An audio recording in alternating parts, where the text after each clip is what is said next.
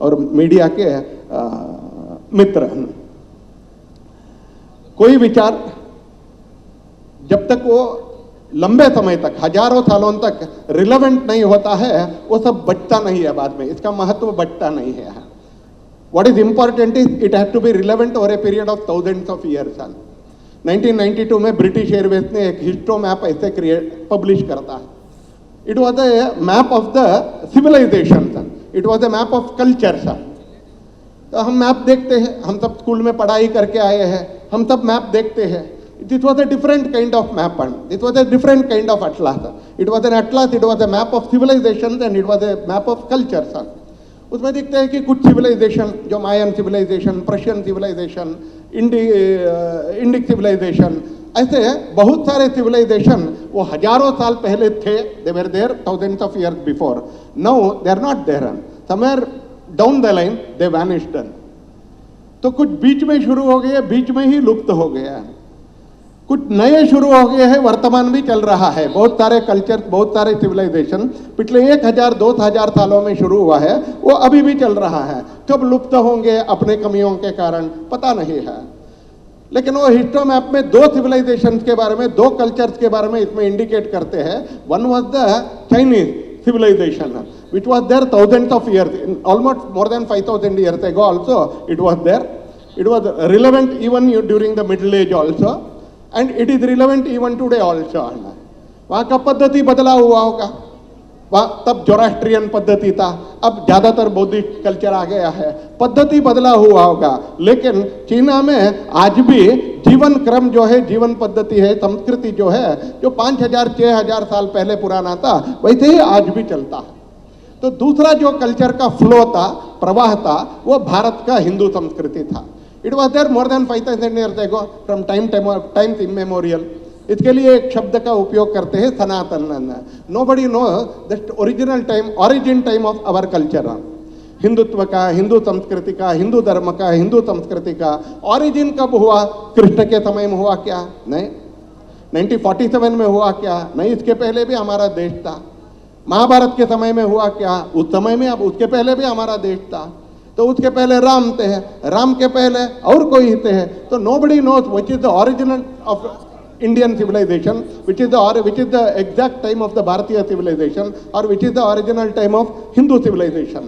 तो सदियों से चलते आया है। तो हिस्टो मैप में इसको भी दिखाते हैं कि भारत की संस्कृति, हिंदू की संस्कृति, वो पहले भी था, बीच में भी है, आज भी है। आप देखिए, आप कब प्रभु श्री रामचंद्र थे, तो बीच में भी राम था। और यहाँ आज इस सभागार में अगर मैं हाथ उठाए तो कम से कम एक 25 राम होंगे अलग अलग तरीके से, एक 10-15 सीता माताएं होंगे, एक 30-40 कृष्ण होंगे, इंक्लूडिंग किशन रेड्डी। थोड़ा उसको अलग फॉर्म करके इसको किशन रखा है, वो भी कृष्ण है। तो कृष्ण कब थे? यानी आज आपको क्रिश्चियन सोसाइटी में बहुत ऐसे नाम नहीं मिलेगा, अलेक्जेंडर, हरक्यूलिस, ऐसे बहुत नाम आपको मिलेगा नहीं है। अगर आज के ग्रीस में आप गए तो वहाँ किसी का नाम हरक्यूलिस है क्या? यानी आपको नहीं मिलेगा। आज के ग्रीस में गए तो प्लेटो नाम मिलेगा क्या? यानी प्लेटो नाम नहीं मिलेगा आपको। लेकिन आज भी आपको वशिष्ठ यहाँ मिलता है, आज भी विश्वामित्र मिलता है, आज भी यज्ञ नारायण मिलता है, आज भी यज्ञ दत्त मिलता है। 100 साल पहले भी होते हैं, आज भी है। It is a continuous flow, it is a continuous flow. क्यों? यानी यहाँ एक जीवन शैली था। तो उस समय से आज तक एक ही राजा था नहीं, राज्य था। तो ऐसा भी एक समय था। थोड़ा ये विषय मुझे भी समझने के लिए बहुत मुश्किल है, मैं केवल भाषण कर रहा हूँ। हमें भी समझने के लिए मुश्किल है, क्योंकि हमारे प्रधानमंत्री बार बार बोलते हैं कि गुलामी मानसिकता से बाहर निकालना और निकलना। प्रधानमंत्री जी बार बार बोलते हैं गुलामी मानसिकता से बाहर निकलना और बाहर निकालना। क्या है गुलामी मानसिकता? एक कॉलोनियल माइंडसेट है। एक कॉलोनियल माइंडसेट से हम भी बाहर निकलना चाहिए और हमारे समाज, संस्कृति, देश को भी बाहर निकालना चाहिए। तो लोग बोलते हैं कि ये गुलामी मानसिकता यानी क्या? यानी उसमें 2 शब्द बोलता हूं मैं आपको। एक वेस्टर्न साइंस है और वेस्टर्न लाइफ साइंस है, लाइफ स्टाइल है। तो बहुत लोग वेस्टर्न साइंस को और वेस्टर्न लाइफ स्टाइल को एक ही मानते हैं, एक ही मानते। फोन उठाए तो हेलो ही कहना है। क्यों हेलो कहना है? नहीं इंग्लैंड वाले जानते हैं इसका मतलब क्या है, ना अमेरिका वाले जानता है हेलो का मतलब क्या है, ना फ्रांस वाले जानते हैं हेलो का मतलब क्या है, ना जर्मनी वाले मानते हैं हेलो का मतलब क्या है। मैं आप सबको विनती करता हूं, अगर आपको कोई यूएस से आए हुए, यहाँ तो एनआरआई बहुत है, आज की सभा में भी बहुत एनआरआई है। अगर अमेरिका में आपका मित्र, इंग्लैंड में आपका मित्र, जर्मनी में आपका मित्र, फ्रांस में आपका मित्र, अगर हेलो का कोई मतलब आपको अर्थ समझाते हैं तो हम हेलो बताएंगे। हम इंग्लिश का विरोध नहीं है, इंग्लिश का ब्लाइंड फॉलोइंग करना हमारे लिए समस्या होता है। That is colonial mindset. Hello का मतलब क्या है किसी को पता नहीं है। जनवरी 1 को नया साल मनाने के लिए other than changing of the calendar, what happens in somebody's life nobody knows, nobody knows. Deepavali में पर्यावरण बदलता है, परिसर बदलता है, वेदर बदलता है। संक्रांति आ गया, पूरा डेक्कन पेनिनसुला में एकदम सनसेट और सनराइज, सनसेट देरी से होता है, सनराइज जल्दी होता है। एकदम जनवरी 15 मकर संक्रांति के बाद बदलता है, युगादि के बाद बदलता है, दीपावली के बाद बदलता है। जनवरी 1 तारीख को क्या बदलता है? हम इसका दुश्मन नहीं है, हम इसका विरोधी नहीं है, लेकिन अगर कोई हमें समझाए तो हम इसको एक्सेप्ट करेंगे, हम इसको एक्सेप्ट करेंगे। लेकिन नोबडी इन दिस ऑडियंस और nobody outside this universe can tell that why January 1, even for a Christian, even for a church, even for a pastor, January 1 is nothing, zero importance. उनके लिए तो दिसंबर 25 है, Jesus Christ का जन्मदिन है, हम समझते हैं। December 25 is Jesus Christ birthday, we also revere it, we also revere it, but what is on January 1? तो प्रधानमंत्री जी बहुत बार बोलते हैं कि कॉलोनियल माइंडसेट से, blind following the western ideas, western ideal and western lifestyle. Western science अलग है, साइंस सबका है, लेकिन लाइफस्टाइल एक एक समाज का है, जिसमें अच्छा है आनो भद्रा कृतवो यंतु विश्वतः। पीवीएन माधव जी बोले, शिव प्रसाद जी भी बोले, दोनों बोले हैं। Let noble thoughts come to us from all sides, ऐसे बोलने वाले हमारा समाज। लेकिन धीरे धीरे धीरे कोलोनियलिज्म के कार्यकाल में आनो भद्रा कृतवो यंतु विश्वतः है ने net Nobel idea from all corners of the world को हमने बदल करके कुछ भी हो कचरा वो हमारे देश में आ जाए। हम अक्सर जो भी कचरा है पश्चिम में, वो सब जो वो छोड़ रहे हैं वो सबको हम ले रहे हैं। That which they are rejecting, we are all started practicing it. ऐसा ना, जब सनातन बोलते हैं तो उस समय से चलते चलते चलते जो आया है उस जीवन पद्धति को आज भी भारत में जब हम देखते हैं, इसका प्रैक्टिसिंग आज भी होता है। उस समय का आइडियल्स क्या था, इसका आज कैसे प्रस्तुतिकरण हुआ है, इसमें 2-3 बातों को ही मैं बता करके आगे बढ़ता हूं, क्योंकि आगे के 5 सत्रों में आपको हमारे वरिष्ठ कार्यकर्ता, हमारे देश के बड़े बड़े चिंतक आपको छोटे छोटे विषयों को समझाने वाले हैं। मेरा केवल दरवाजा खोलने का काम है। माननीय किशन रेड्डी जी ने दरवाजा का एक अच्छा सजावट किया है, अब मेरा काम है उस दरवाजे को खोलने का काम। इसके अंदर कमरे कहते हैं, वो कमरे का माहौल कहते हैं, तो उसको आपको बताने के लिए राम माधव जी आएंगे, आदित्य जी आए हैं, मुरलीधर राव जी आएंगे, प्रफुल्ल केतकर जी आएंगे, ऐसे बहुत सारे लोग आएंगे उसको समझाने के लिए। मैं केवल दरवाजा खोलने का प्रयास मैंने मेरे सत्र में करने की प्रयास करता हूँ। कैसे था हमारा देश? हमारा देश कब से था, यानी when there were no kings. मैं इस वाक्य को फिर से रिपीट करता हूं, when there were no king and when there were no kingdom, then also Bharat existed। मैं इस वाक्य को फिर से फोर्सफुली रिपीट करना चाहता हूं, वांटेडली, इच्छा पूर्वक मैं फोर्सफुली इसको रिपीट करता हूं। when there were no kings and when there were no kingdoms also, Bharat existed। आज इसको समझना बहुत मुश्किल है। अगर कोई ट्रैफिक कांस्टेबल नहीं है तो विजयवाड़ा के सर्कल में वो ट्रैफिक आइलैंड वो कितना कियोटिक रहेगा आपको पता है, आपको पता है। If there is no traffic constable in a main traffic island of Vijayawada, how much chaotic that traffic island will be, you know it. And ये समाज जीवन के, व्यक्तियों के जीवन में पतन है। ये हमारे जीवन में हम जो पतन हो गए हैं इसके कारण है। अगर ट्रैफिक आइलैंड में अगर हमें सेंस, ट्रैफिक सेंस हमारे अंदर रहना है, तो हम नियम का पालन करना है, तो हमें एक पुलिस चाहिए वहां। We want a police. If there is no traffic constable then we are not ideal citizen. If there is a police constable we are very disciplined.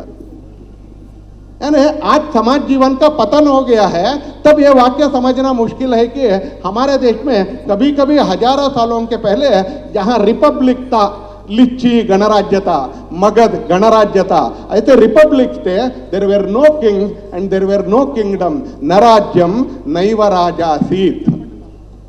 There were no king and there were no kingdom, government भी नहीं है, मुख्यमंत्री भी नहीं है, प्रधानमंत्री भी नहीं है, राष्ट्रपति भी नहीं है, ये सब अर्बनाइजेशन का स्थिति चाहिए अभी। लेकिन तब एक अर्बनाइजेशन नहीं हुआ था, केवल समाज था, सोसाइटी था। न राज्यम नैव राजासीत, no king and no kingdom, न दंड्यो न च दांडिका, पुलिस स्टेशन भी नहीं है क्योंकि चोरी करने वाले ही नहीं थे। जब अधर्मी लोग ही नहीं थे तो पुलिस का क्या मतलब, वकील का क्या मतलब, कोर्ट का क्या मतलब। आज भी बहुत सारे गांवों में, मैं अभी अभी 2 चुनाव के पहले 2017 में गुजरात के वडोदरा में मुझे संगठन ने दायित्व दिया था, आप वहां चुनाव के काम के लिए जाना है। तो छोटे उदयपुर का एक गांव में मैं गया था, गांव नाम भूल गया हूं मैंने, बाद में मैंने कन्नड़ के पत्रिका में एक छोटे आर्टिकल भी लिखा हूं, उसको देखकर मैं बता सकता हूं बाद में। ये उस गांव में जब गया, the elders of the village, हमारे चौपाल के बाद, मीटिंग के बाद, the elders of the village, अब सुनना है मेरी वाक्य को, ध्यान से सुनना है। They told from our village, हमारे गांव से पिछले 137 ईयर्स से there is no police complaint from our village. मैं रिपीट करता हूं फिर से, from 137 years there is no police complaint from our village. तो पुलिस कंप्लेंट ही नहीं है तो कोर्ट भी नहीं है, पुलिस स्टेशन भी नहीं है, कुछ भी नहीं है ना। एक कॉन्फ्लिक्टलेस सोसाइटी है, एक कॉन्फ्लिक्ट फ्री सोसाइटी है। हमारे देश में ऐसे था, न राज्यम नैव राजासीत। आज एक घर ऐसे नहीं रह सकता है। A family may not be like that. Family के आसपास में ही पुलिस कंप्लेंट होता है, पति पत्नी के खिलाफ, पति पति के खिलाफ, भाई दूसरे भाई के खिलाफ, बेटियां भाइयों के खिलाफ, पार्टीशन के लिए, इसके लिए। यानी समाज जीवन में जो पतन हो गया है, इसमें उसको समझना भी मुश्किल है कि न राज्यम नैव राजासीत, न दंड्यो न च दांडिका, धर्मेणैव प्रजाधर्मे। Then what was it? यानी जैसे दुनिया चलता है, दुनिया को कौन पकड़ कर रखता है? जिसको हमने भगवान बोलते हैं, कौन पकड़ कर रखता है? ये तो दुनिया चल रहा है, भूमि भी चल रहा है। Then how are we stable? somebody because of the gravitational force, somebody is holding us. Who is that somebody? Nobody knows.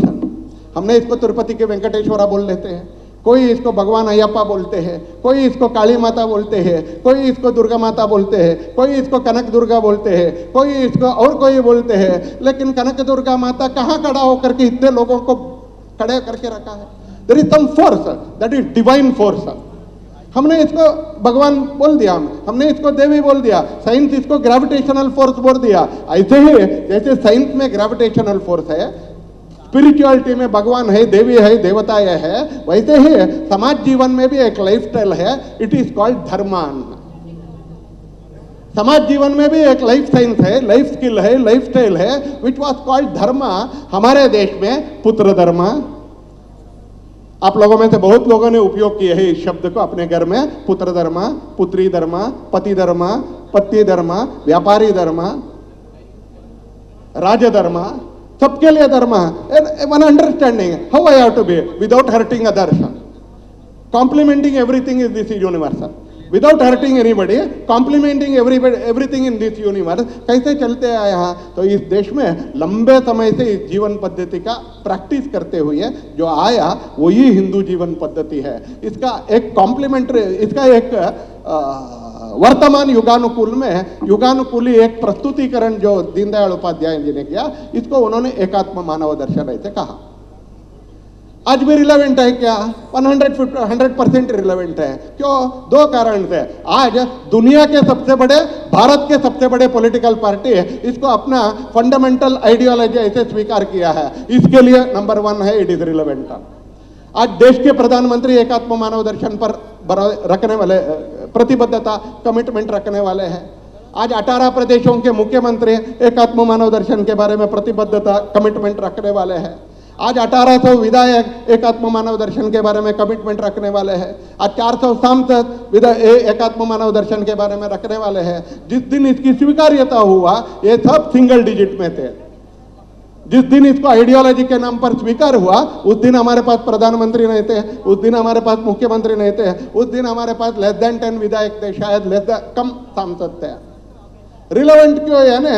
No the political administration, the civic administration in their hand, who follow, who believe, who want to bring back the secrets of एकात्म मानव दर्शन into relevant, not only relevant but into practice. दूसरा relevant क्यों है? यानी आज भी दुनिया ऐसे ही स्थायी रूप से स्टेबल तरीके से आगे बढ़ना है तो आप एकात्म मानव दर्शन या हिंदू जीवन पद्धति या भारत के जीवन पद्धति या सनातन संस्कृति के साथ अगर हम आगे नहीं बढ़ते हैं तो दुनिया बचेगा नहीं है। I am not threatening, I am not telling something, predicting some doomsday, प्रलय हो जाएगा ऐसे। आप टीवी ओपन कर दे तो शाम को 4 बजे, मैं बहुत बार देखा हूं, शाम को 4 बजे एकदम हर टीवी में प्रलय शुरू हो जाता है, एक बार विप्लव शुरू हो जाता है। क्योंकि ऐसे नहीं बता रहा हूं मैंने, ये नहीं करते तो दुनिया डूब जाएगा, ऐसे नहीं है।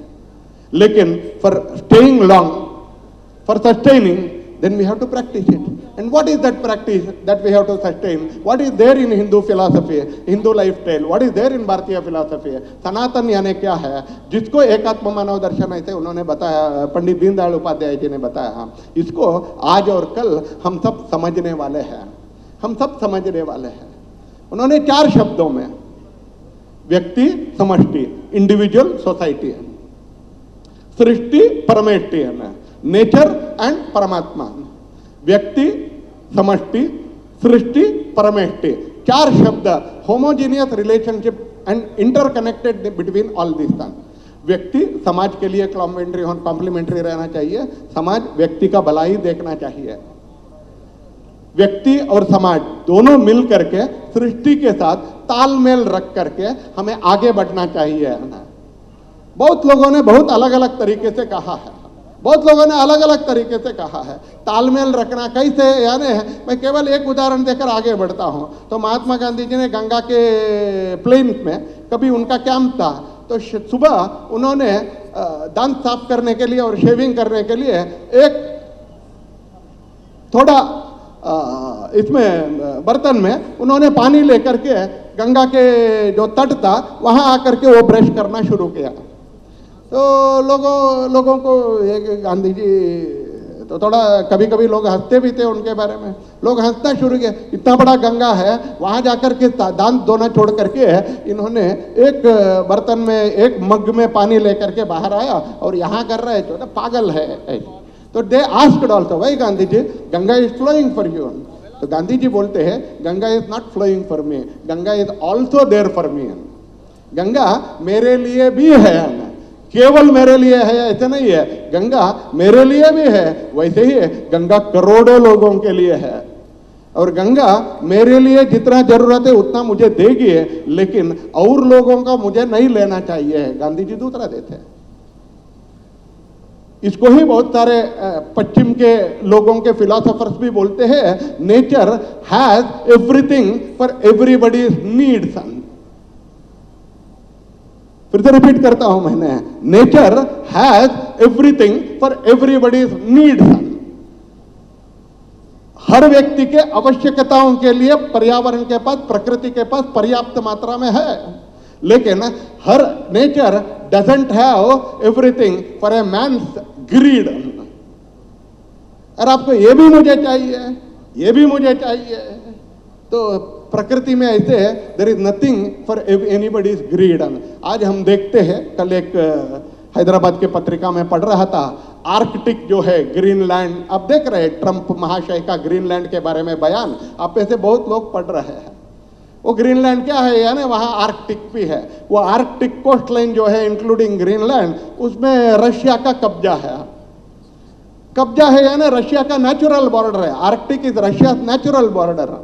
आजकल संशोधन के लिए भारत भी रेस्पॉन्सिबिलिटी के साथ गया है, चीन भी रेस्पॉन्सिबिलिटी के साथ गया है। अब अमेरिका को डर आ रहा है कि I am nowhere in Greenland, I am nowhere in Arctic, तो इसके लिए मुझे ग्रीनलैंड चाहिए।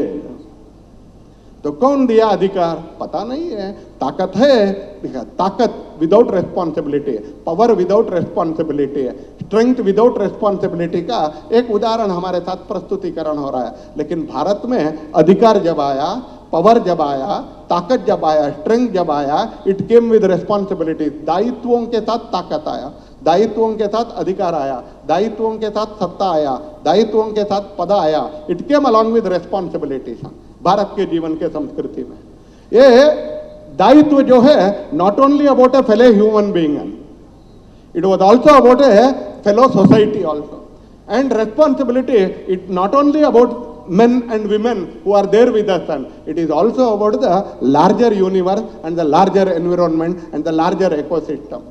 आप कनक दुर्गा मंदिर में जाते हैं तो वहाँ के लोग हम दक्षिणा देते हैं उनको, पुरोहित लोग, पंडित लोग वो दक्षिणा लेते हैं, लेकिन पूजा करते समय वो मंत्र क्या बोलते हैं? यानी शम द्विपदे, शम चतुष्पदे, शम शतपदे, शम सहस्त्रपदे। जो दो पैर के प्राणियां हैं उनको भी, उनका भी भलाई हो। 4 पैर के प्राणियां हैं, 4 लेग्ड लिविंग बीइंग, उनका भी अच्छा भलाई होना चाहिए। शतपदे 100 लेग्ड जो हम लेते हैं सेंटीपीड ऐसे देखें, उनका भी भलाई हो। सहस्त्रपदे जो 1000 लेग्स है उनका भी भलाई हो। तो पैसे किसका? भक्त का, मेरा। लेने वाले कौन है? वहां का महाराज, पुरोहित लेने वाले हैं। लेकिन वो मंत्र में ओम शांति किसको बोलते हैं? शम द्विपदे, शम चतुष्पदे, शम शतपदे, शम सहस्त्रपदे, ऐसे सारे दुनिया को हित हो ऐसे बोलते हैं। This was Indian way of living. Wealth creation was inherent part of Indian civilisation.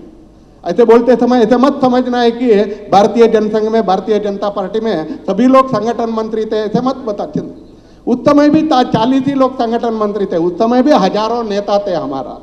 आज भी इस सभागार में हम शायद 3 ही लोग प्रचारक हैं, मैं, मधुकर और आदित्य जी।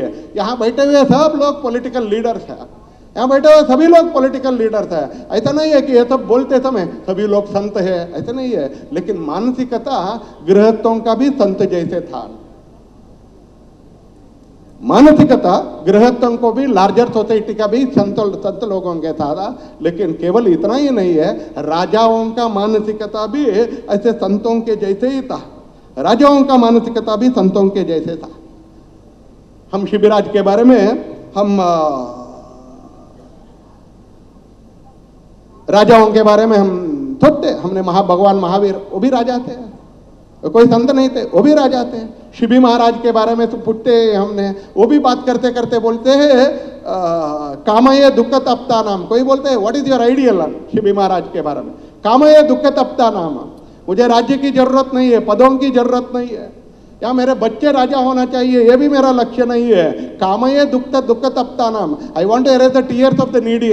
कामये दुख तप्ता नाम प्राणी नाम आरती नाशनम, प्राणियों का दुख का भी समाधान करने के लिए मैं राजा बन गया हूं। ऐसे इस देश में उस समय भी थे, आज भी थे। मैं ये सब बोलते समय केवल हजारों सालों के पहले का कहानी नहीं बोल रहा हूं। There is a village in Gujarat which hasn't filed a single police complaint for the last 137 years। आज भी समाज में धर्मस्थल देखिए। कर्नाटक का उदाहरण बताता हूं, मैं कर्नाटक के हूं इसके लिए बताता हूं। ऐसे उदाहरण आपको आंध्र प्रदेश में भी मिलेगा। कर्नाटक के धर्मस्थला है, कर्नाटक के चित्रदुर्गा के पास सिरिगेरे है, वहाँ लोग जाते हैं। एक स्लिप में अगर मुझे माधव जी के बारे में कुछ कंप्लेंट है तो वो स्लिप में लिख कर देते हैं, पीवीएन माधव के बारे में मेरा एक कंप्लेंट है, ऐसे वहाँ के डब्बा में डालकर दे देते हैं। तो वो पढ़ते, माधव जी को फोन करते हैं, वो तो 1-2 फोन में मेरा समस्या का समाधान होता है, मेरा समस्याओं का समाधान होता है। There is a social court in Dharmasthala, there is a social court in Sirigere near Chitradurga, there are social courts। कैसे चलता है? धर्मेणैव प्रजा सर्वे रक्षन्ति स्म परस्परम। जैसे भगवान या ग्रेविटेशनल फोर्स पूरे दुनिया को पकड़ कर रखता है, अपने होल्ड में रखता है, ऐसे सोसाइटी को कैसे रखा ना, दैट वाज धर्म। पंडित दीनदयाल उपाध्याय जी ने अपना एकात्म मानव दर्शन में इसको मॉडर्न कनोटेशंस उन्होंने दिया। कॉन्टेम्पररी डिस्कोर्स में देश कैसे रहना चाहिए, समाज कैसे रहना चाहिए, एडमिनिस्ट्रेशन कैसे रहना चाहिए, ये सभी विषयों का हमारे सामने प्रस्तुतिकरण करने का काम उन्होंने किया। आज रिलेवेंट है क्या? यानी it is most relevant here. Is it being practised? No, it is being practised. हाँ, आज के दुनिया में वो शब्द और आज जो चलने वाला नीतियां है, इसमें 100% सामंजस्य हमें दिखने के लिए नहीं मिलेगा कई बार, लेकिन whether the direction is perfect है ना, द डायरेक्शन इज परफेक्ट। माननीय किशन रेड्डी जी ने अपने भाषण में बहुत सारे विषयों को उन्होंने कहा, मैं फिर से रिपीट नहीं करना चाहता हूं, लेकिन दीनदयाल जी ने अपना एकात्म मानव दर्शन में एडमिनिस्ट्रेशन के लिए एक शब्द दिया, अंत्योदय। एडमिनिस्ट्रेशन के लिए उन्होंने शब्द दिया अंत्योदय। आप सोचिए, हमारे देश में पिछले 100 सालों में 3 ऐसे शब्द आया है। There are 3 words have come like that in last 100 years. Mahatma Gandhi ji ने राम राज्य बोला, आचार्य विनोबा भावे जी ने सर्वोदय बोला, और पंडित दीनदयाल उपाध्याय जी ने अंत्योदय बोला। भारतीय जनता पार्टी ने अंत्योदय के थ्रू सर्वोदय के थ्रू राम राज्य करने के लिए कटिबद्ध होकर के हम एडमिनिस्ट्रेशन में आ रहे हैं। हम कमिटेड होकर के हमारा काम कर रहे हैं।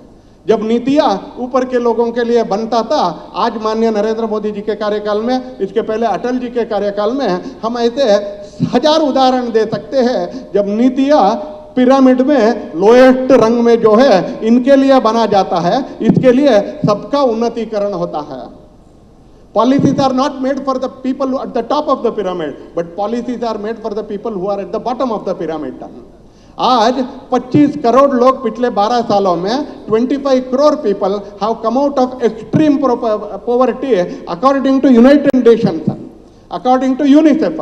भारत का कोई विश्वविद्यालय की यूनिवर्सिटी को यहाँ बैठे हुए लोग भी आधे लोग नहीं मानते, दुनिया के कुछ लोग मानते हैं, उनको तो जो गोरे लोग सर्टिफिकेट देता है उसी को पकड़ कर बैठते हैं।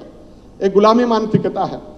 लेकिन यूनिसेफ ने ही यूएनओ ने सर्टिफिकेट दिया 25 crore people have come out of extreme poverty in last 12 years. क्यों? यानी ज्ञान दिया गया। इसमें केवल सुविधा है क्या? नॉट ओनली सुविधा, डिग्निटी भी है। स्वच्छ भारत में टॉयलेट एक फैसिलिटी नहीं है, इट इज डिग्निटी है। डिग्निटी केवल पैसे वालों के पास था। Dignity was there only with the urban people, city people, town people.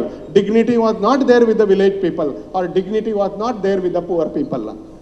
आज गाँवों में गए तो हम में से गाँवों में प्रवास करने वाले बहुत लोग, हमने 10 साल पहले का गाँवों का परिस्थिति और आज के परिस्थिति स्वच्छ भारत के कारण, मैं बहुत एक्सप्लेन नहीं करता हूँ समय की सीमा के कारण, आज एक स्वच्छ भारत के कारण आप देख सकते हैं।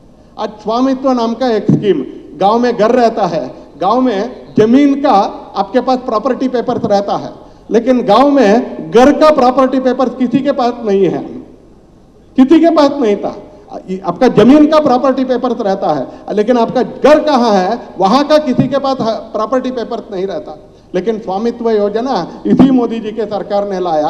आज लगभग 5.5 करोड़ ग्रामीण वासियों के लिए उनके घर का भी प्रॉपर्टी पेपर आज उनके पास है। They can use it for loan, they can use it for facilities. तो जब बॉटम ऑफ द पिरामिड के लिए हम ध्यान देते हैं तो वहां के लोग ऊपर आते हैं। जब पर्यावरण के लिए ध्यान देते हैं, गटमुक्तेश्वर आज दिल्ली के पास आए तो 70 किलोमीटर दूर में गटमुक्तेश्वर है। और ऐसे वाराणसी आपको पता है, सबको पता है, काशी आपको पता है, दक्षिण के लोग ही काशी में ज्यादा जाते हैं, उत्तर के लोगों से ज्यादा। गटमुक्तेश्वर से मैं 3 दिन पहले का रिपोर्ट बता रहा हूं। गटमुक्तेश्वर से वाराणसी तक 5 साल पहले there were around 35 to 40 species of fishes. एक 35 से 40 प्रकार के मछलियां गटमुक्तेश्वर से वाराणसी तक था। अभी 1 महीने के स्टडी में there are no more than 200 species of fishes from Garhmukteshwar to Varanasi. 200 तरीके से ज्यादा मछलियां अब गटमुक्तेश्वर से यहाँ का गंगा में मिल रहा है। This are all very delicate species. अगर गंगा का शुद्धि नहीं होता है तो वो मछलियां जी नहीं सकते, वो मनुष्य के जैसे नहीं है, मोटे दमड़ी के नहीं होते हैं प्राणियां, बहुत डेलिकेट होते हैं। हम तो दिल्ली के पर्यावरण प्रदूषण में भी जी सकते हैं या विजयवाड़ा में शुद्ध हवा में भी आराम से रह सकते हैं, लेकिन मछलियां बहुत डेलिकेट होते हैं। Over a period of 5 years 35 species से 200 स्पीसीज, यानी something is happening on the ground. तो एकात्म मानव दर्शन फिलॉसफी का प्रस्तुतिकरण जब नीतियों में होता है, जब पॉलिसीज में होता है, सरकार के उपक्रम में होता है, तब ऐसे हमें परिवर्तन दिखने के लिए मिलता है। इस एकात्म मानव दर्शन को नीति ऐसे मान करके इसको छोटे छोटे बिल्डिंग ब्लॉक्स में, छोटे छोटे ब्लॉक्स में इसको कन्वर्ट करते हुए आज मोदी जी की सरकार और अलग अलग सरकार इसको आगे बढ़ाने का प्रयास कर रहे हैं। वैसे ही पॉलिटिकल पार्टियां, भारतीय जनसंघ उस समय शुरू हुआ, किस कारण से शुरू हुआ, यानी उस समय दो ही पार्टियां थी।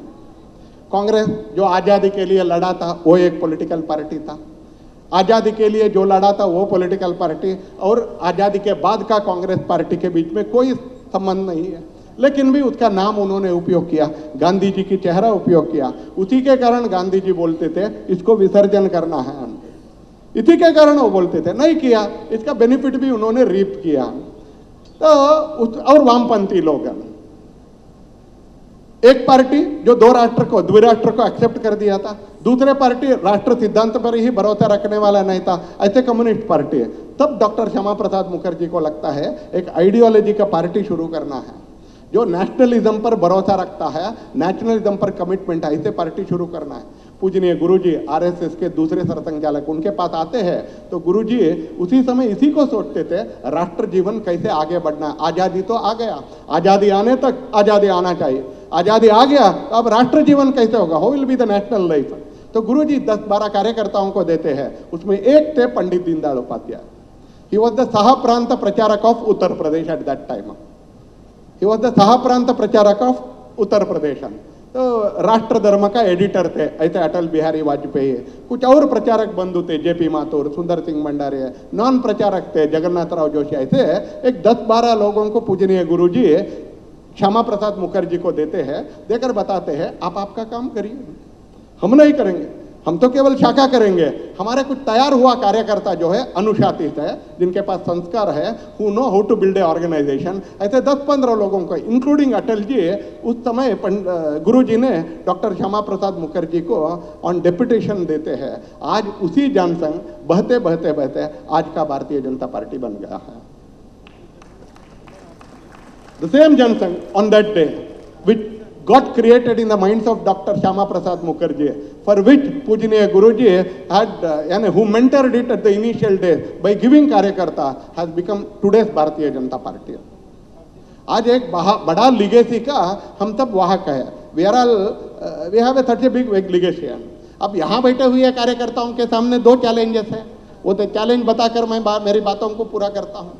एक है ऑर्गेनाइजेशनल लिगेसी है और इसके कारण ऑर्गेनाइजेशनल चैलेंज है, दूसरा है पॉलिसी लिगेसी है और पॉलिसी का चैलेंज है।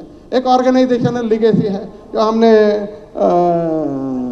पूज्य हेमावती जी को बातों को हमने सुना, जिस पैशन के साथ शिव प्रसाद जी ने विषयों को हमारे सामने रखा उसको किया, उसी फॉर्म में रखने की जरूरत नहीं है, लेकिन जिस कारण से जनसंघ ने शुरू हुआ उसी स्पिरिट के जैसे आज का भारतीय जनता पार्टी को रखने का एक बहुत बड़ा चैलेंज है। भारतीय जनता पार्टी इसमें सफल भी हो रहा है, आगे भी बढ़ रहा है।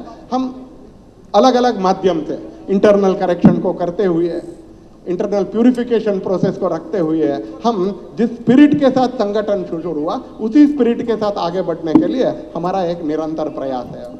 दूसरा है एकात्म मानव दर्शन एक फिलॉसफी है। आज के परिप्रेक्ष्य में, आज के अर्बनाइज्ड दुनिया में, आज के मॉडर्न प्रैक्टिसेस में इसको युगानुकूल करना है, नीतियों में प्रतिफलित करना है। इसके लिए भी हम सब प्रयास कर रहे हैं, आगे बढ़ रहे हैं, लेकिन पर्याप्त है क्या? नहीं। केवल सरकार के नीतियों में रिफ्लेक्ट हो गया तो पर्याप्त है क्या? नहीं, हमारे जीवन में भी होना चाहिए। इसके लिए माननीय प्रधानमंत्री जी सारे देश के लिए पंचप्रण ऐसे हमारे कार्यकर्ताओं को दिया, 5 रिजॉल्व, 5 संकल्प इन्होंने दिया। क्या है? एक है 2047 में विकसित भारत होना चाहिए। It is not developing and we should be a developed India, जहां एक भी गरीब ऐसे नहीं है, आज के मापदंड में एक भी गरीब ऐसे नहीं रहेगा, ऐसे एक विकसित भारत होना चाहिए। उस समय विजयवाड़ा कैसे रहेगा, विशाखापट्टनम कैसे रहेगा, बेंगलोर कैसे रहेगा? नहीं है, आखिरी गांव के व्यक्ति भी वो गरीब नहीं होना चाहिए, गरीब नहीं, एक विकसित भारत बाय 2047। दूसरा, गुलामी मानसिकता से बाहर आना है, गुलामी मानसिकता से बाहर आना है, कॉलोनियल माइंडसेट से हर एक व्यक्ति को बाहर लाना है। अपने विरासतों के बारे में गर्व रहना चाहिए, हमारा एंशंट कल्चर के बारे में, हमारे पुराने पीढ़ियों के बारे में हमें गर्व है। We should be proud of our ancestor, we should be proud of our ancestry.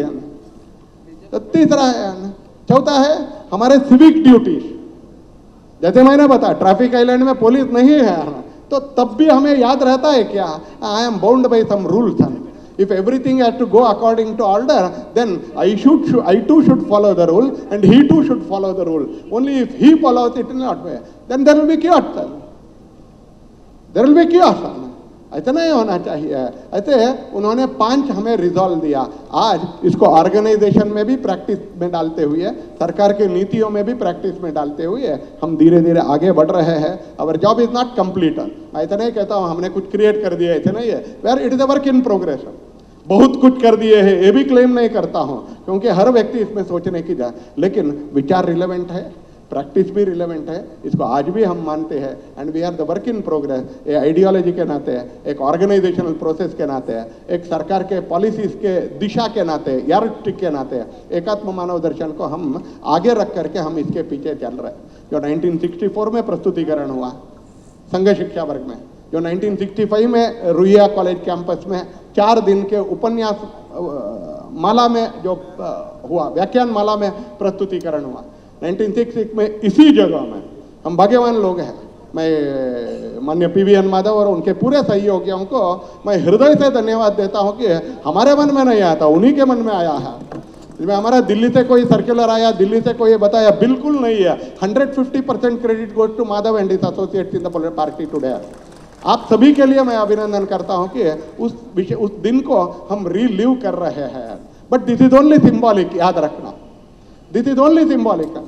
Wherever we are in government, wherever we are in administration, wherever we are as a public representatives, and wherever in our organization, can we practice it a little bit? तो इसका महत्व बढ़ता है। उसको करने का एक बड़ा चुनौती हमारे सामने है, इसको कर रहे हैं, करने का प्रयास करेंगे। आप सबका सहभागिता भी चाहिए, कॉपरेशन भी चाहिए, और यहाँ बैठे हुए बड़े लोगों का आशीर्वाद भी चाहिए। ये सहभागिता और ये आशीर्वाद, ब्लेसिंग और कॉपरेशन, ये दोनों रहेगा, ऐसे मान करके मैं मेरी बातों को समाप्त करता हूँ। నమస్కారం.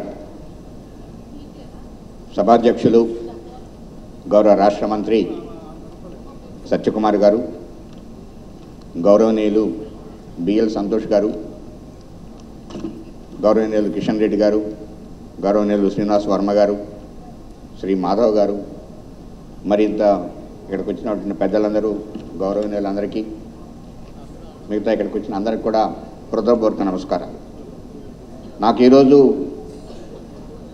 ఏకాత్మత మానవతావాదం, ఏకాత్మత మానవతా సిద్ధాంతం, రక్షణ వ్యవస్థ అనేటువంటి ఒక టాపిక్ మీద మాట్లాడమని చెప్పి శ్రీ మాధవ్ గారు అడగటం, వారికి ధన్యవాదాలు తెలుపుకుంటున్నాను.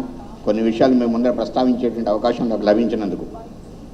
ఎందుకంటే ఏకాత్మత మానవతా సిద్ధాంతంలో ప్రతిపాదించినటువంటి ముఖ్యమైనటువంటి అంశాలు రక్షణ రంగానికి సూటిగా కనెక్ట్ అయ్యేటువంటి అంశాలు. ఇప్పుడే గౌరవనీయులు సత్యకుమార్ గారు చెప్పినట్టు స్వదేశీ అనేటువంటి మొట్టమొదటి ఆస్పెక్ట్ ఏదైతే ఉందో, ఏ దేశమైనా కూడా రక్షణ వ్యవస్థలో స్వదేశీయంగా తయారు చేయనటువంటి ఆయుధాలు లేకుండా ఉంటుందో ఆ దేశం ఏ రోజు తన భద్రతను తను కాపాడుకోలేనటువంటి విషయం చాలా సుస్పష్టం. కాబట్టి స్వదేశీ అనేటువంటి ఒక విషయం ఏదైతే ఉందో అది రక్షణ రంగానికి నేరుగా సంబంధించిన విషయం. రెండవ విషయం వికేంద్రీకరణ. అంటే మొత్తం ఒక నలుగురు దగ్గర, ముగ్గురు దగ్గర, లేకుంటే 4 కంపెనీల దగ్గరనో, లేకుంటే ఒక 2 ప్రాంతాల్లోనో కేంద్రీకృతం ఉండకుండా వికేంద్రీయంగా రకరకాల చిన్న పెద్ద ఇండస్ట్రీస్ మధ్యలో మైక్రో, స్మాల్, మీడియం, లార్జ్ ఇలా ఇండస్ట్రీస్ చేయటం అనేటువంటిది కూడా చాలా ముఖ్యమైనటువంటి అంశం. ఈ 2 అంశాలు పాటించకపోతే ఏ దేశ రక్షణ వ్యవస్థ కూడా పటిష్టంగా ఉండదు. మీకు ఎందుకు చెప్తున్నానంటే, అమెరికా లాంటి దేశం 1941లో బెర్రీ అగ్రిమెంట్ అని చెప్పి తీసుకుని వచ్చి, బయట నుంచి ఏమీ కొనేదానికి లేదు, అన్నీ స్వదేశంగా మనం ఇక్కడే తయారు చేసుకోవాలనేటువంటి 1941లో తీసుకుని వచ్చారు. వాళ్ళకి ఆహార పదార్థాలకు సంబంధించి, బట్టలకు సంబంధించి, సైన్య అవసరాలకు కొన్ని కావాల్సి వచ్చి ఆ దేశంలో లభ్యం కానప్పుడు కాంగ్రెస్కి వెళ్ళి కాంగ్రెస్లో దాన్ని పెద్ద డిస్కషన్స్ చేసి కొన్ని సంవత్సరాల పాటు కొంతవరకు ఇవి బయట నుంచి దిగుమతి చేసుకుందామని చెప్పి ఒక రెజల్యూషన్ పాస్ చేసుకుని మళ్ళీ బయట నుంచి కొనేటువంటి అవకాశాన్ని మళ్ళీ తెచ్చుకున్నారు. మళ్ళీ ఎప్పుడైతే వాళ్ళు దేశంలో తయారు చేసుకోగలిగారో మళ్ళా బ్యాక్ వెళ్ళి ఏమీ బయట నుంచి కొనొద్దు అని చెప్పి రూల్ పాస్ చేసుకున్నారు. అట్లాంటి పరిస్థితి ఇదే మనం మిగతా దేశాలు చూసినటువంటి ఈ విషయాల్లో కూడా ఇది స్పష్టంగా కనిపిస్తుంది. రష్యా విషయంలో కూడా భారతదేశం స్వాతంత్రం వచ్చేటువంటి పరిస్థితి వచ్చిన రోజుకి దేశంలో ఏమీ లేకుండా ఊడ్చుకుని వెళ్ళిపోయారు. 1750 సంవత్సరం వరకు భారతదేశం అత్యంత సుసంపన్నమైనటువంటి దేశంగా ఉన్నటువంటి దేశం. ప్రపంచంలో ఇండస్ట్రియల్ అవుట్పుట్లో భారతదేశం 1750 సంవత్సరం వరకు 24% దాదాపు అంటే ఒక 4వ భాగం, ప్రపంచంలో 4వ భాగం ఇండస్ట్రియల్ అవుట్పుట్ భారతదేశం నుంచి వస్తుండేది. 2000 సంవత్సరాల పైగా 1750 నుంచి మనం స్వాతంత్రం వచ్చే రోజుకి అది 4% కంటే కింద పడిపోయింది. సో మనం మొత్తం బయట నుంచి కొనేటువంటి పరిస్థితి. డిఫెన్స్ రంగంలో మరి చూస్తే రక్షణ రంగంలో పూర్తిగా బయట నుంచి కొనుక్కునేటువంటి పరిస్థితి. మన దగ్గర ఏమీ లేవు, ఏమీ తయారు చేసేటువంటి పరిస్థితి లేదు. డిఆర్డిఓ ప్రారంభించినప్పుడు కూడా డిఆర్డిఓ ఒక టెస్టింగ్ చేసేటువంటి ఒక సంస్థగానే తయారైంది. దానికి ఇచ్చినటువంటి మొట్టమొదటి మ్యాండేట్ టెస్ట్ చేయండి, బయట నుంచి కొంటాం, అది సరైనవా కాదా, ఆ క్వాలిటీ బాగుందా, మనం అనుకున్న ప్రకారం పనిచేస్తుందా లేదా అనేటువంటి పరిస్థితి కోసం డిఆర్డిఓని తీసుకొని వచ్చారు. ఆ పరిస్థితుల్లో ఇప్పుడు మనం ఏదైతే అనుకుంటున్నామో 1965లో ఏకతాత మానవతా సిద్ధాంతాన్ని ప్రతిపాదించిన తర్వాత దేశంలో వచ్చినటువంటి రకరకాల మార్పులు స్వదేశంగా తయారు చేయాలనేటువంటి దాంతో కొంతమంది గొప్ప మహానుభావులు ఎవరైతే విక్రమ్ సారాభాయ్ లాంటి వాళ్ళు, హోమీజీ బాబా లాంటి వాళ్ళు, అబ్దుల్ కలాం లాంటి వాళ్ళు మనం కూడా కొంత దేశంలో తయారు చేయాలని చెప్పి ప్రయత్నాలు మొదలుపెట్టారు. ఆ ప్రయత్నాలు కొన్ని సిస్టమ్స్ తయారు కావటం మొదలుపెట్టాయి. కొన్ని క్షిపణులు, మిసైల్స్, కొన్ని ట్యాంకులు, కొన్ని యుద్ధ విమానాలు తయారు చేయడం మొదలుపెట్టాం. ఈ ప్రయత్నాల్లో కొంత సఫలీకృతం కావటం, దేశం ముందరికెళ్ళటం, ప్రపంచం దాన్ని గమనించడం కూడా జరిగింది. అయితే 2014లో నరేంద్ర మోడీ గారు ప్రధానమంత్రి అయ్యేటువంటి సందర్భానికి భారతదేశం ప్రపంచంలో ఆయుధాలు దిగుమతి చేసుకునేటువంటి దేశంలో నెంబర్ 1గా ఉండింది. ప్రపంచంలోనే అంతగా మనం దిగుమతులు చేసుకుంటున్నాం. ఆయన ఏరో షోకి వచ్చి బెంగళూరు చెప్పారు, నేను ఈ దేశ ప్రధానమంత్రిగా ఇలా నిలబడేందుకు ఇష్టపడట్లేదు, ప్రపంచంలో ఉండేటువంటి అన్ని దేశాల కంటే కూడా ఎక్కువగా దిగుమతులు మనం ఆయుధాలు చేసుకుంటున్నాం, ఏంటిది పరిస్థితి మారాలని. అందుకనే వెంటనే ఆయన ఒక క్లారియన్ కాల్ ఇచ్చారు, మేక్ ఇన్ ఇండియా అని చెప్పి. మేక్ ఇన్ ఇండియా, మొత్తం దేశంలో తయారు చేయండి. ఇది టెక్నాలజీ మన దగ్గర లేకపోయినా కూడా, బయట నుంచి వచ్చేటువంటి టెక్నాలజీ అయినా కూడా బయట వాళ్ళు ఇక్కడికి తీసుకుని వచ్చి అమ్మకుండా ఈ దేశంలో తయారైండి అని మాకు బాగా తెలుసు. మేము ఎప్పుడో ఉన్నప్పుడు విదేశాల వాళ్ళు ఎప్పుడూ వస్తుంటారు, మా దగ్గర ఇది ఉంది ఇది ఉంది ఇదని. ఈ మేక్ ఇన్ ఇండియా కాన్సెప్ట్ రాకముందు అందరూ మా దగ్గరికి వచ్చి, సార్ ఈ ఎక్విప్మెంట్ ఉంది మీరు కొనుక్కోండి, ఇది కొనుక్కోండి, ఇది ఆర్మీకి బాగా పనిచేస్తుంది, నేవీకి బాగా పనిచేస్తుంది, లేకపోతే ఎయిర్ ఫోర్స్కి బాగా పనిచేస్తుంది అనేటువంటి వాళ్ళు. ఎప్పుడైతే మేక్ ఇన్ ఇండియా కాల్ మనం ఇచ్చారో వాళ్ళందరూ ఆ ఆఫీసులో ఎంటర్ అవుతున్నాయి, సార్ మేము కూడా మేక్ ఇన్ ఇండియా, మేము కూడా మేక్ ఇన్ ఇండియా, మేము ఇక్కడే తయారు చేస్తాం, మీ కంపెనీలతో కలిసి పనిచేస్తాం, మేము ఇక్కడ చేస్తామని చెప్పి రావడం మొదలుపెట్టింది. దాంతో ఒక మార్పు వచ్చింది. దేశంలో చాలా తయారు కావడం మొదలుపెట్టాయి, చాలామందితో టైఅప్ అయింది, మన స్వదేశంగా ఉండేటువంటి ఉత్పత్తులు పెరగటం మొదలుపెట్టాయి. అదే సందర్భంలో మనం సొంతంగా జ్ఞానాన్ని పెంచుకోవాలి, రక్షణ రంగంలో మరింత ముందుకు తీసుకుని వెళ్ళాలి. మనం పూర్తిగా మనం ఈ విదేశాల మీద ఆధారపడకుండా, వాళ్ళు తీసుకుని వచ్చేటువంటి టెక్నాలజీ వల్ల కాకుండా, వాళ్ళు తీసుకుని వచ్చి ఇక్కడ ఆ టెక్నాలజీతో మనకు తయారు చేయకుండా మనమే తయారు చేసుకోవాలనేటువంటి ఒక దృఢ సంకల్పాన్ని తీసుకుని వచ్చారు. దాంట్లో ముఖ్యంగా ప్రపంచానికి భారతదేశం కూడా ఒక గొప్ప లార్జ్ క్రిటికల్ సిస్టమ్స్ని తయారు చేయగలదు, ఇట్లాంటి ప్రయోగాలు చేయగలదు అని చెప్పి చూపించాలని కోరుకున్నారు. 2016 చివరిలో మమ్మల్ని పిలిచి ఒక గొప్ప ప్రయోగం చేయాలి, ప్రపంచం అబ్బురుపోవాలి, అట్లాంటి ప్రయోగాన్ని మనం 2 సంవత్సరాల్లో తయారు చేసి చూపించాలి ప్రపంచానికి అని చెప్పి చెప్పడం జరిగింది. ఆ ప్రయోగాన్ని 2 సంవత్సరాల్లో చేయడం అనేటువంటి చాలా క్లిష్టతరమైనటువంటి పని, చాలా కష్టమైనటువంటి పని. ఎందుకంటే అట్లాంటి ప్రయోగాలు, ఆ ప్రయోగం పేరు వారు చెప్పింది ఏంటంటే వారే స్వయాన కూర్చొని మాట్లాడి అజిత్ దోవల్ గారితో కలిసి స్పేస్లో అంతరిక్షంలో ఉండేటువంటి ఒక శాటిలైట్ని మనం ఒక క్షిపణిని పంపించి దాన్ని ధ్వంసం చేయడం చాలా కష్టమైనటువంటి పని. ఎందుకంటే ఆ శాటిలైట్ దాదాపు 8 కిలోమీటర్ల పర్ సెకండ్ వేగంతో తిరుగుతూ ఉంటుంది. ఇక్కడి నుంచి వెళ్ళేటువంటి ఒక క్షిపణి 3 కిలోమీటర్ల పర్ సెకండ్ వెళ్తుంది. అంటే రెండింటి మధ్య 11 కిలోమీటర్ల పర్ సెకండ్, ఒక సెకండ్కి 10 కిలోమీటర్ల వేగంతో వెళ్తుంటాయి. దాంట్లో 1 మీటర్ మాత్రమే వ్యాసం ఉండేటువంటి ఒక ఆబ్జెక్ట్ని తీసుకుని పోయి ఢీ కొట్టడం అనేటువంటి చిన్న విషయం కాదు. ఇది ప్రపంచానికి ఎవరికి తెలియకుండా సీక్రెట్గా చేయాలని చెప్పారు. దేశంలో నరేంద్ర మోడీ గారు అంటే అంత కాన్ఫిడెన్స్ ఉన్నటువంటి శాస్త్రజ్ఞుల మీద, మన దేశం యొక్క విజ్ఞానం మీద ఉందని చెప్పి పెడితే 2019 మార్చి 27 భారతదేశం అంతరిక్షంలో ఉన్నటువంటి ఒక శాటిలైట్ని వెళ్ళి నేరుగా ఢీకొని, అది కూడా సెంటర్ నుంచి 3 సెంటీమీటర్ల దూరంలో పోయి ఢీకొని ప్రపంచాన్ని అబ్బురుపరిచింది. ప్రపంచానికి అప్పుడు దాకా తెలియదు. ఆ పరీక్షతో భారతదేశం ప్రపంచంలో ఇట్లాంటి ప్రయోగాలు చేయగలిగేటువంటి దేశంగా 4వ దేశంగా తయారైంది. రష్యా, అమెరికా, చైనా తర్వాత భారతదేశం వచ్చింది. ఇలాంటి చాలా తయారు చేయటం మొదలుపెట్టారు. దాన్ని చూసి ప్రధానమంత్రి గారు 2వ క్లారియన్ కాల్ ఇచ్చారు. ఏంటంటే అది Atmanirbhar Bharat, self reliant India. అంటే మనమే ఇక్కడ డిజైన్ చేసుకోవాలి, మనమే ఇక్కడ డెవలప్ చేసుకోవాలి, మనమే ఇక్కడ మ్యానుఫ్యాక్చరింగ్ చేసుకోవాలి, మనమేదో సంపత్తితో మనం తయారు చేసుకోవాలనేటువంటి కాల్ వాళ్ళు ఇవ్వటం జరిగింది. దాంతో చాలా రావటం మొదలుపెట్టాయి దేశంలో. కొత్త కొత్త విషయాలు, కొత్త కొత్త పరికరాలు, కొత్త కొత్త విషయాలు. దీంట్లో ముఖ్యంగా మీకు ఒకటి చెప్పాలి, చాలా ఉన్నాయి అట్లాంటివి. 1-2 విషయాలు చెప్తాను. మనం భారతదేశంలో మనకు గన్ లేదు, బయట నుంచి కొనుక్కునేటువంటి వాళ్ళం మనం అందరం కూడా. మనం అందరికీ తెలుసు బోఫర్స్ అనేటువంటి గన్ను కొన్నాం, దాని మీద ఏమేమి అనేటువంటి తెలుసు మనకి. ఆ సమయంలో వారు మీరు గన్ను త్వరగా తయారు చేసి వాడండి, ఇక్కడ దేశంలోనే తయారు చేయాలని చెప్పడం జరిగింది. ఈ భారతదేశంలో మనం 155 ఆర్టిలరీ గన్ ఏటాక్స్ని తయారు చేశాం. ఆ ఏటాక్స్ తయారు చేసిన తర్వాత భారతదేశంలో తయారైనటువంటి ఆ గన్ ప్రపంచంలో నెంబర్ 1 గన్గా తయారైంది.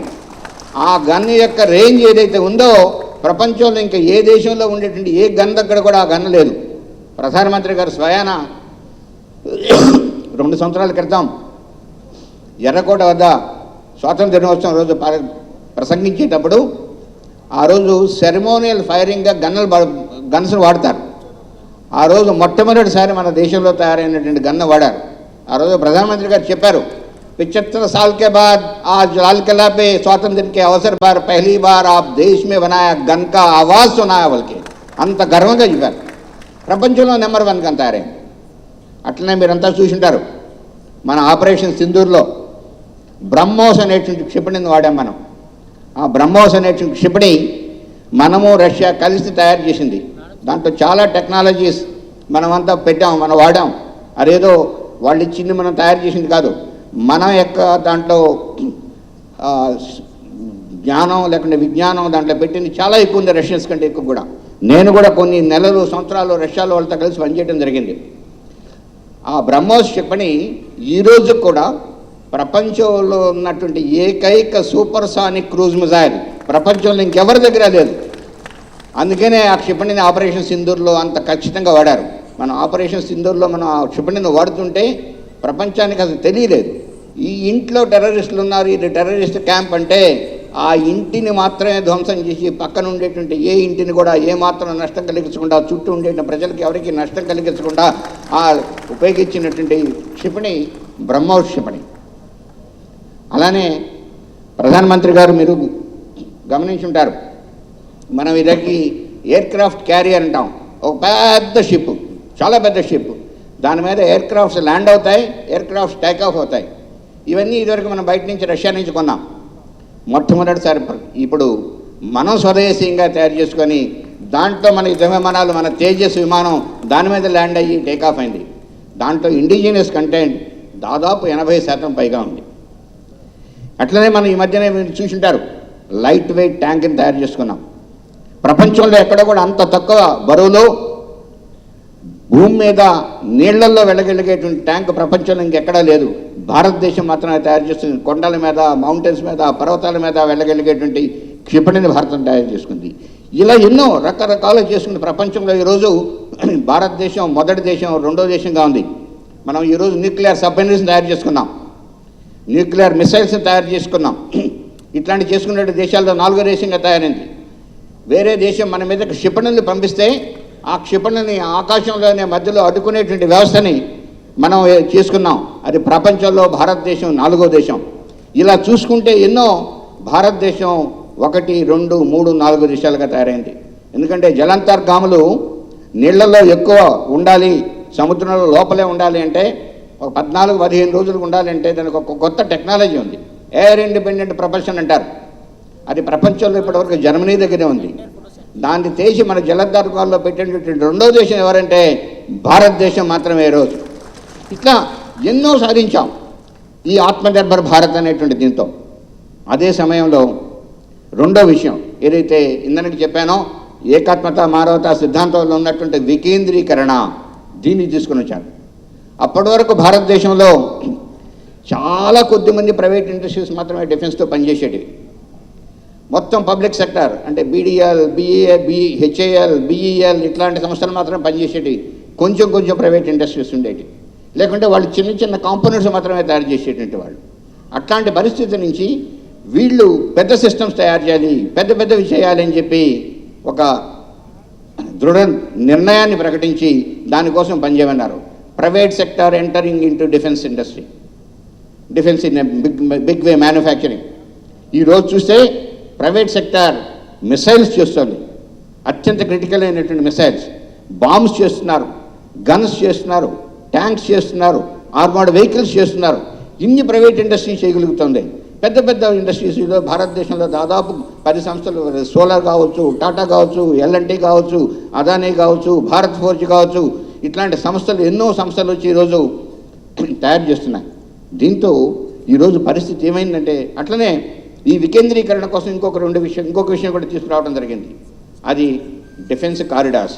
ఒకటేమో ఉత్తరప్రదేశ్లో ఒక డిఫెన్స్ కారిడార్, రెండోది తమిళనాడులో ఒక డిఫెన్స్ కారిడార్ తీసుకుని వచ్చి అక్కడ రకరకాల ఇండస్ట్రీస్ని ప్రోత్సహించి తీసుకురావడం జరిగింది. దీంతో ఈరోజు ఇండస్ట్రీస్ ఎన్నున్నాయంటే భారతదేశంలో డిఫెన్స్ కోసం పనిచేసేటువంటి ఇండస్ట్రీస్ దాదాపు 20,000 ఇండస్ట్రీస్ వచ్చాయి. Micro, small, medium, large industries వచ్చాయి. ఎంత పరిస్థితి! మనం 2014లో నరేంద్ర మోడీ గారు ప్రధానమంత్రి అయ్యేటువంటి ముందర మన పరిస్థితి ఏంటంటే, ఆర్మ్డ్ ఫోర్సెస్లో, మిలిటరీలో మన భారతదేశంలో మన ఇక్కడ తయారు చేసినటువంటి ఎక్విప్మెంట్ ఎంత ఉండిందంటే 30% ఉండింది. ఈరోజు ఆ శాతం 65%కి పెరిగిపోయింది. త్వరలో ఇంకా మరింత పెరుగుతూ ఉంటుంది. ఈ రకంగా పోయిన సంవత్సరం మనం చూసినటువంటి బడ్జెట్ ఏదైతే ఉందో ఆ బడ్జెట్లో 1,75,000 కోట్లు క్యాపిటల్ బడ్జెట్, క్యాపిటల్ ఎక్విప్మెంట్ కోసం పెడితే ఆ 1,75,000లో భారతదేశంలో తయారైంది ఏంటంటే 1,54,000 కోట్లు భారతదేశంలోనే తయారైంది. ఇంత మార్పు దేశంలో రావడం జరిగింది. అదే సమయంలో ఒక మహత్తరమైనటువంటి మార్పు దేశంలో రావడం మొదలుపెట్టింది. అదేంటంటే భారత యువతలో, వీళ్ళు భారత యువతలో మనం దేశంలోనే ఉండాలి, మనం దేశంలోనే ఉండి ఇక్కడే తయారు చేయాలి, ఈ దేశం కోసమే పనిచేయాలి అనేటువంటి ఒక మార్పు వచ్చింది. ఎందుకు చెప్తున్నా అంటే ఈ విషయం మార్పు వచ్చిందని చెప్పి 2010కి ముందర భారతదేశంలో ఉన్నటువంటి ఐఐటీస్లో ఉన్నటువంటి చదువుకునే విద్యార్థులు ఎవరైతే ఉన్నారో దాంట్లో దాదాపు 75% మంది విదేశాలకు వెళ్ళేటువంటి వాళ్ళు. ఈరోజు పరిస్థితి చూస్తే 75%కు పైగా వాళ్ళు దేశంలో ఉంటున్నారు, మన దేశంలో ఉంటున్నారు, ఇక్కడికి పోకుండా. ఇది పరిస్థితి. వీళ్ళు కొత్త కొత్త ఇన్నోవేషన్ తీసుకుని వద్దామని చెప్పి ప్రయత్నాలు చేశారు. భారత ప్రభుత్వం ఇందనక సత్యకుమార్ గారు చెప్పారు, స్టార్టప్ ఇండియా, డిజిటల్ ఇండియా అని చెప్పి అలాంటి కొత్త కొత్త స్కీమ్స్ తీసుకుని వచ్చారు. ఏ యూనివర్సిటీలో చూసినా ఇంక్యుబేషన్ సెంటర్ వచ్చింది. ఎందుకంటే ఆ ఇంక్యుబేషన్ సెంటర్లోకి ఎవరైనా నడుచుకుంటూ పోయి ప్రయోగాలు చేసుకోవచ్చు. వాళ్ళ కోసం ఒక పెద్ద ఇండస్ట్రీ పెట్టుకోవటం, కంపెనీ పెట్టుకోవటం ఇవన్నీ అవసరం లేదు, అవన్నీ చేసుకోవచ్చు. దానికి కావాల్సినటువంటి రకరకాల సౌలభ్యాలు ఇచ్చారు. ఇట్లాంటి సౌలభ్యాలు ఇచ్చిన దానివల్ల విపరీతంగా స్టార్టప్స్ వచ్చాయి దేశంలో. 2016లో ఈ దేశంలో 458 మాత్రమే స్టార్టప్స్ ఉన్నాయి 2016లో. ఈరోజు ఎన్ని ఉన్నాయో తెలుసా? దాదాపు 2 లక్షల స్టార్టప్స్ ఈ దేశంలోకి వచ్చాయి. ఈ 2 లక్షల స్టార్టప్స్ కూడా అందరూ కూడా దాదాపు 90% మంది యువతలే. వీళ్ళందరినీ ప్రమోట్ చేయడానికి గొప్ప గొప్ప స్కీమ్స్ వచ్చాయి. ఈరోజు రక్షణ రంగంలోనే 2 స్కీమ్స్ ఉంటాయి. ఐడెక్స్ అని, టెక్నాలజీ డెవలప్మెంట్ ఫండ్ అని. మనం మామూలుగా ఇండస్ట్రీ పెట్టాలంటే బ్యాంకుకి వెళ్ళాలి, కొలాటరల్ సెక్యూరిటీ పెట్టుకోవాలి, ఇంకోటి చేయాలి, ఏదేదో అనుకుంటాం. ఇక్కడ ఏమీ అవసరం లేదు. ఒక మంచి అతని దగ్గర కేపబిలిటీ ఉంది, మంచి డిజైన్ ఉంది, మంచి ఐడియా ఉందని చెప్తే భారత ప్రభుత్వం ఒక్కొక్కరికి 50 కోట్ల రూపాయలు ఇచ్చేందుకు, ఏమీ లేకుండా ఇచ్చేందుకోసం తయారైంది. ఇది అత్యంతమైన ఉత్సాహాన్ని తీసుకుని వచ్చింది.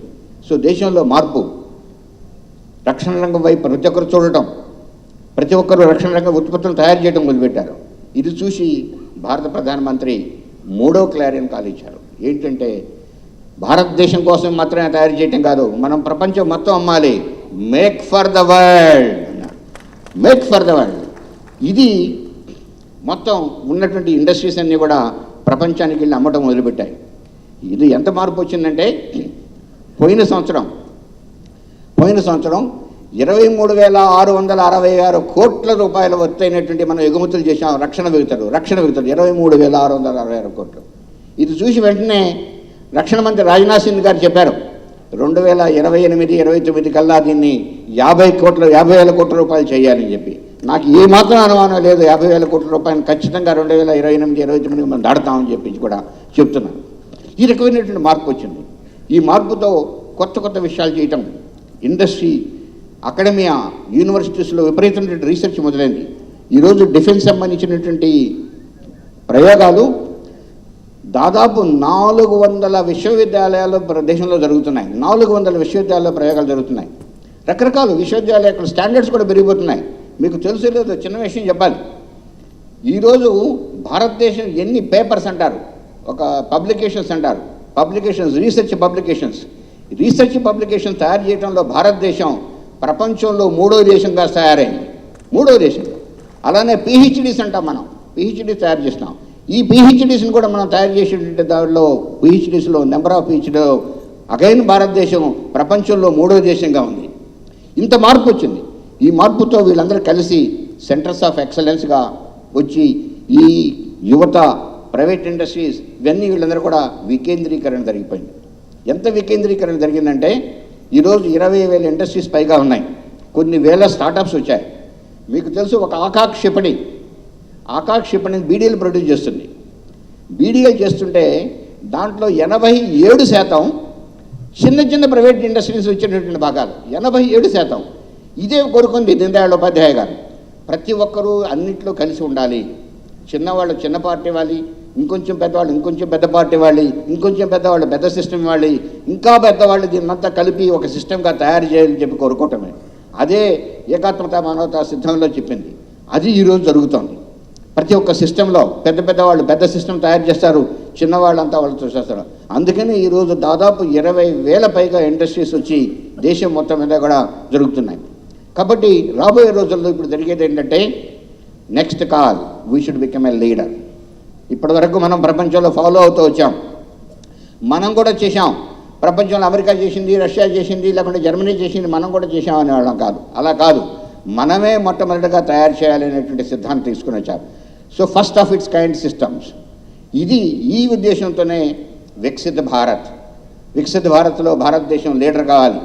మళ్ళా 1750లో ఏదైతే మనం భారతదేశం ప్రపంచంలో సుసంపన్నమైనటువంటి దేశంగా ఉండి ప్రపంచ జీడిపిలో దాదాపు 35% జీడిపిలో మన భాగం ఉండిందో, ఆ రకమైనటువంటి పరిస్థితికి మళ్ళా మనం స్వాతంత్రం వచ్చి 100 సంవత్సరాల నుండి తీసుకొని పోయేటువంటి పరిస్థితిని తీసుకోవాలని చెప్పి ఆ రకమైనటువంటి మార్పు, వీటన్నిటికీ బీజాలు ఎక్కడైతే ఉన్నాయో ఏకాత్మత మానవతావాదంలో ముఖ్యమైనటువంటి ఈ 2 ఏవైతే స్వదేశీ, వికేంద్రీకరణ, ఈ రెండింటిని ఉపయోగించుకొని మనం ఉండేటువంటి ప్రతి ఒక్కరిలో ఉండేటువంటి నాలెడ్జ్ని మనం ట్రిగర్ చేసి, ఎందుకంటే వ్యక్తి ఇన్స్పైర్ కావడం చాలా ముఖ్యం. Individual should excel. Individual should not become too much happy and too much you should not work for you satisfaction, but you should get inspired.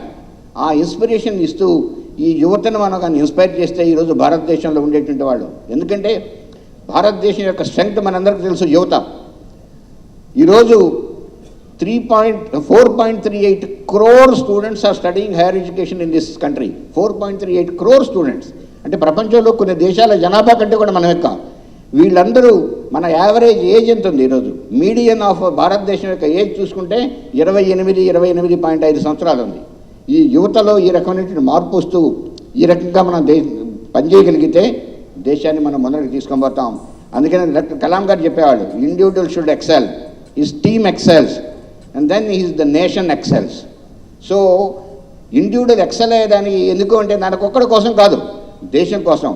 అదే చూస్తున్నాం మన ఏకాత్మత మానవతా సిద్ధాంతంలో చెప్పినటువంటి విషయం. మనిషి ఇన్స్పైర్ కావాలి, మనిషి తనకు స్వార్థం ఉండాలి, ఆ స్వార్థం దేశ స్వార్థం కోసం అయి ఉండాలి అని చెప్పి ఈ విషయాన్ని స్పష్టంగా చెప్పబడింది. ఇవన్నీ ఉపయోగించుకుని ఈరోజు భారత రక్షణ వ్యవస్థ ముందరికి వెళ్ళిపోతుంది.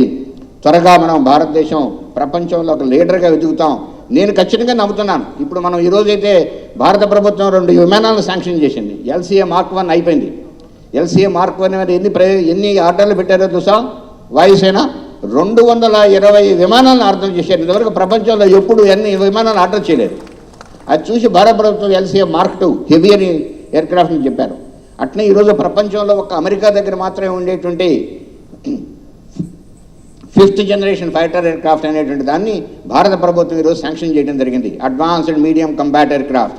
నాకు తెలిసి ఒక 2 సంవత్సరాలు రోల్అవుట్ అవుతాయి. ఇవి రోల్అవుట్ అయ్యి ఫ్లై అయ్యటం మొదలు పెడితే భారతదేశం అమెరికా తర్వాత అట్లాంటిది కలిగినటువంటి ఏకైక దేశంగా యుద్ధ విమానాల్లో కూడా తయారవుతుంది.